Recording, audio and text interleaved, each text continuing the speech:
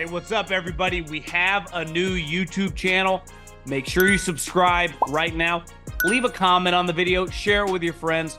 It's also a podcast, 3 and Out, wherever you listen with me, John Middlekauff, Apple, Spotify. We have you covered, as well as thevolume.com. We have merch. Check out. I got 3 and Out hats right now. Thevolume.com. Search the podcast. Buy some merch. What did you make this week of everybody getting more cap space because the NFL came out and announced the revenues were higher than expected? The Rams now have like $43 million, $42 million in cap space. Colin, it doesn't feel like that long ago that the NFL salary cap was like $150 million, does it? I mean, this thing has gone up at rapid speed. $255 million is a lot of money. And if you think about it, it's actually easier to set yourself up for the next several years because what's 255 in 5 years? 340. I mean, it's going to go up substantially. So signing some of these contracts, I do think we need to look at them a little bit differently, right? When you extend a guy, the way they can manipulate the money on the salary cap to add up to $255 million, you need a lot of cap hits at 20, 30, $40 million. So it definitely makes it a lot more easy. Now, here's the problem. Salary cap space in baseball, if Shohei Ohtani and Aaron, and even they don't have a salary cap, but you know what I mean. If a baseball player's hitting free agency, Shohei Ohtani's hitting free agency. If Kevin Durant's a free agent, he's hitting free agency. Well, Tee Higgins, franchised. You're going to see that list of like the top 10 free agents, franchise. That's what makes football a little unique is having a lot of cap space in this sport. Most of the best quote unquote free agents never hit the open market. And then to get that next tier, the B player, I think you pay like a 25, 30% premium. Look at last year, the best tackle on the market, McGlinchey. You had to give him almost $60 million guaranteed. The 49ers, his third contract, Hargrave, he gets $80 million, $40 million guaranteed. So you pay an ultimate, it's like, beachfront real estate because not that many guys hit it. So if it's a starter, a good starter, a guy that you know is a plug-and-play starter, you pay for it, right? And even some of these guys that are franchised, maybe they're quote-unquote available through a trade. It's like, we'd be open to trading Tee Higgins, but we'd need year one in the 20s, and then you have to pay him $23 million a year. So if you want to dabble in that market, it's very, very expensive. It's why, to me, the Washingtons of the world, I would just take a deep breath, kind of let things play out. The Texans are a better example. Okay, you already see you got some stuff. If I got to overpay a guard and overpay a linebacker that I really like, who cares? Yeah. I got $70 million. If I invest 35 in those two guys, I feel pretty good about it. But I already know what I got. Like with Washington and some of these teams, let's just try to walk before we run. Let's just see how the quarterback is. Because, Drake Maye or Jayden Daniels, whoever they end up taking, I mean, how often do we see these guys be overwhelmed or whatever? Then all of a sudden you got to kind of you want flexibility as much as possible. To me, the Texans are a good example. Like, I'd be pretty aggressive here. Like, could I go get a Tee Higgins? Could I make a trade, right, and then pay a guy? Like, I'd be open to a lot of different options. One of the things, you're going to the combine, one of the things that's great about the draft is it really has, the NBA draft is fun, but there's 2 rounds, and these guys come in at 19, and they go to bad teams. So, and the hit rate's pretty low because you don't have as much video. It's hard in the NBA.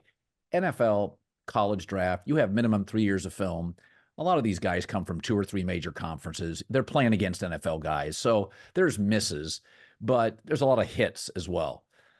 Now I was thinking about one of the things in the draft that I was reading a story, and I forget, God, I want to give credit to whoever did it. They went back and looked at last year's draft and graded it. And again, it's not so. Houston had the most successful draft. So when CJ Stroud comes in and crushes, some of it is very explainable. They hit like on 5 draft picks. Number 2, I know the Rams and the Seahawks were up there. The Packers were at 3.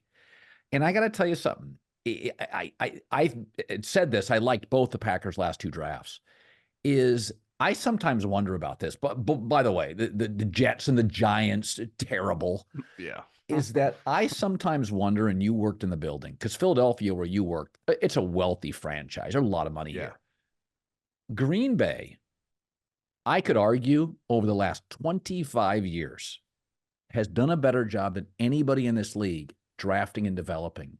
And when you were in the league, and my take is a lack of an owner helpful? The guys running it are just all football guys. But the Packers, they went to last year's draft and the receivers hit and the tight ends hit and I just, when I look at Green Bay, I think, okay, they've had different GMs, different coaches. They nail quarterbacks, great O-line.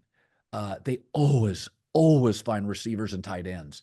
When you were in the league, is it one of those classic, the millionaire next door, that if you're on a school teacher salary, you're just not going to waste as much money. You're going to be smarter than a stockbroker who's got money to, right?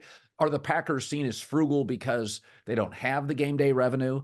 But when I saw that list, and again, I apologize for not crediting who it was. I saw it on the plane. It was best draft from last year. Packers were third. And I thought, God, when is the last bad draft the Packers had? I think a lot has to do with, a lot of cultures. When I get rid of everyone, right, a GM and a coach, the owner gets to hire everybody, and he's always the boss. He's always hovering over everybody. It goes back to Ron Wolf and Holmgren. Ron taught all these guys, right, from Ted Thompson. Gudikins had worked there forever. So they've had the same culture in terms of management since Ron Wolf showed up in the early 90s. So the way they look at players, they've always been obsessed with height, weight, speed. I don't think it has to do as much with like pinching pennies and not being able to, like, you're the Rays, they're the Yankees, so you have to outthink them. I just think that they've taught and streamlined it from generation to generation very, very well. They have a company culture there that I think has transcended general managers, from Ron Wolf to Ted Thompson to now Gudikins. And I think they've been pretty consistent, back to what you're saying with the draft, of like, they all know what they're looking for because they've been looking for the same thing now for 30 years. Helps a lot when you have a quarterback, right? They have a quarterback and they know how to surround the guy. And they've always done an incredible job of surrounding the guy on offense. I think the Ravens are a pretty good example of how they transitioned from Ozzie to DaCosta, because DaCosta was his right-hand man forever. Yes. Right? So it's like, good point. When you have the cohesion, like, why are the Chiefs so strong right now? Because Andy has Spags, who's never leaving. I mean, and who goes back for 20 years beating Belichick and Brady. It's very unique to have that. Kyle or McVay get a good coordinator, boom, the guy's gone. They can't hold on to their defensive coordinator. So I think having the cohesion, the Packers is a great place to work. I remember when we were there, when I worked in the league, everyone was always kind of envious of, like, because it was like this chill vibe, but they were winning big. And it was just, you're the Green Bay Packers.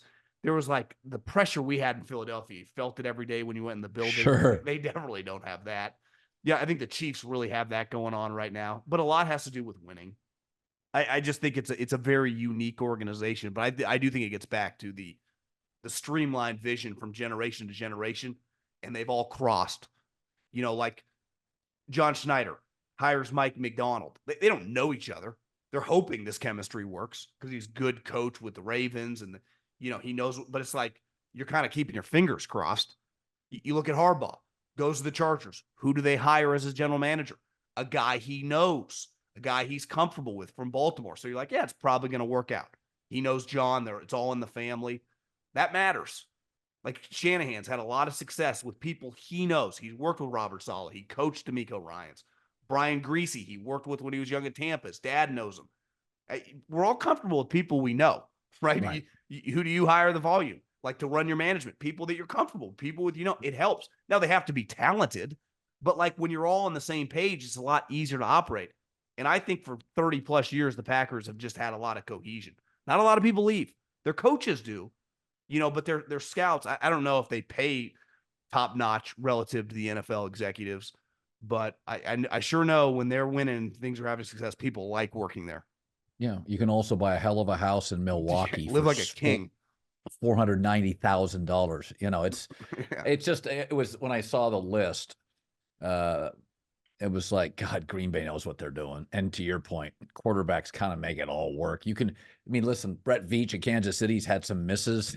You forget Sky Moore, you forget him really quickly. Mahomes makes you forget shit really quickly. Well, it's like someone told me with the Jets a couple years ago. They're like, they had all those picks in the top, whatever, the first couple rounds for 2 straight years. We could go 7 of 8. They all could be Pro Bowlers. If Zach's a whiff, we're in trouble. We'd go 1 of 8. If Zach's a hit, contract extensions. Well, what happened? They went 7-8, maybe not 7-8, but 5 or 6 of 8, and Zach's the problem. and they got issues. That quarterback, I mean, if Jordan Love, and we're all going to pencil him in, I do think there's a difference of kind of, they got to fly under the radar a little bit this year. They started slow, then they came on. Everyone next year is going to be looking at them like double-digit wins, playoff team. It is a different pressure. That's why I give a lot of credit to the Lions. Everyone took the Lions seriously this year coming in, and they handled it well. Like it's another. Now LaFleur has success. Now he's been a part of those type teams with Aaron, so I feel comfortable with it. But sustaining high-level play year in, year out, that's hard. So there's going to be a lot of tangible pressure on Jordan Love next year. eBay Motors is here for the ride. The first car I ever got, I was 16 years old, and my grandpa gave me a ride. And like any young lad who got a car that, let's face it, would not have been my first choice, I had to touch it up a little bit. And we tinted out the windows. We added a big subwoofer to the back, and you could hear me from miles away coming home. My parents sure loved me for that one. So did my neighbors. But I think the key to any young person getting a car is to personalize a little bit, because you're probably not going to get your dream car. And as you get older, you kind of become a car person or you don't. But you definitely have preferences, right? Some of us like bigger cars. I know I do. I've only had big cars, SUVs.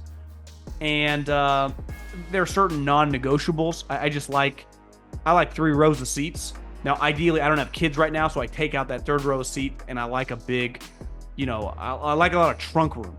Some people, don't like SUVs, like smaller cars. I've never been that big since my high school car of tinting the windows. I don't care if you see me or not, but I know some people, like, the first thing they do is tint the windows. It's crazy. The older you get, I had to have the subwoofers. The subwoofer, I couldn't listen to music for 5 minutes with the subwoofer like I did when I was younger. But there is something very, very special about that first car. I don't care how many cars you get since, how much money you make to get sweeter cars.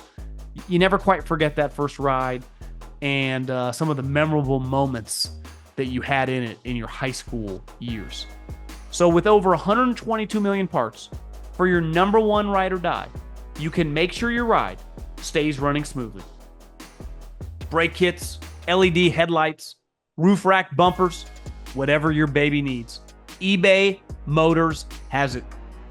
And with eBay Guaranteed Fit, it's guaranteed to fit your ride the first time, every time, or your money back.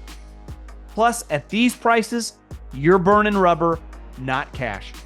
Keep your ride or die alive at ebaymotors.com. Eligible items only, exclusions apply. So you're going to the combine. Let's give us a That's thumbnail. my vacation, Colin. That's my vacation, Indianapolis. So give me a thumbnail sketch, a 3-minute, former NFL scout John Middlekauff. Give me a 3-minute thumbnail, what you'll be looking for. I think talking to people about, the media and the people that do the draft, and I appreciate it takes a lot of work, but their opinions mean very little to actual teams. And it's very, like, there are some things that are just going to be, most people are going to have Caleb as the number 1 pick. But I heard Michael Lombardi say this last week, like, Marvin Harrison's not the number 1 guy on some teams I've talked about. Some of these teams are going to have players that you might not have thought might be their favorite running back in the draft or favorite defensive back in the draft. And this is the time of year the coaches get involved. It's a weird industry. All the scouts have been watching all these guys for now a couple years. The coaches have not watched them play at all, besides maybe like a Saturday night at the hotel, watch 5 minutes. But beside the quarterbacks, they haven't watched the linemen and stuff. Well, they meet these guys for the first time, and we're all human beings. You like a guy, you don't like a guy. And these biases and these, like, the coach and the agents, all the agents are there. This is the NFL business convention, right? All these GMs are going to talk to agents. How much is my player going to cost? How much, if I wanted to trade for this guy, what contract would I need to give him? So the number 1 priority at the combine is actually not the college kids. It's free agency, which is in like 3 weeks, to find out the cost of everything. How much is it going to cost to extend my player? If I can trade him, all the other GMs are there. What type pick could I get for this guy? Okay, Brandon Ayuk, the Niners. I want to give him an extension. What's that number? That number's a little pricey. What could we get for him? You can find out all this information. All these guys are doing backroom deals. Remember a couple years ago when Russell was traded? it was like John Schneider and Peyton were meeting in their hotel room. You can do all these secret things there because everyone's there. We all talk on the phone and text and email. There's nothing like doing a deal with someone in person, and all the decision makers are in the NFL are there in person. Now, some of the head coaches don't go now, but like their general managers are running point for them. So there's a lot of action going on because ultimately the draft is still like whatever 2 months away. So there's still a lot of information to be gleaned. You bring these guys to your facility. But to me, the number one priority, which is kind of ironic because you think the NFL Combine, the draft, it's actually the players in the league in terms of like how much, like Russell Wilson. Okay, when Denver cuts him, if I'm the Raiders, we'd be interested in Russell Wilson. Would he play for us for $1.5 million? Right? Because Denver's got to pay him $39 million. Like what does his representation want? Do they think they want another team to give him 5 so they can double dip and get 45? Or would they be cool for playing? Like we want him. We think he can win here. He's getting 40 million no matter what. Would he play in the league minimum? So all these conversations that's what Telesco's doing, or anyone interested in Russell, trying to find out like when he gets cut, how much does he want to play for? What are his asks? What are his wants? Like where's he at mentally? So it's like a huge convention to try to figure out the business side of, and now you know the salary cap, what numbers I can pay guys. This is the agent feeding frenzy this next week, Colin. The agents are licking their lips going to this bad boy, trying to get their guys paid.